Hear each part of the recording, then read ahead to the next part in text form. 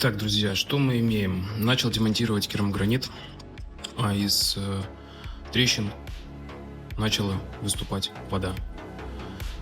Соответственно, дело не в основании, дело не в самом керамограните, дело не в материалах, которые применялись на данном объекте, а дело в подтоплении соседей сверху.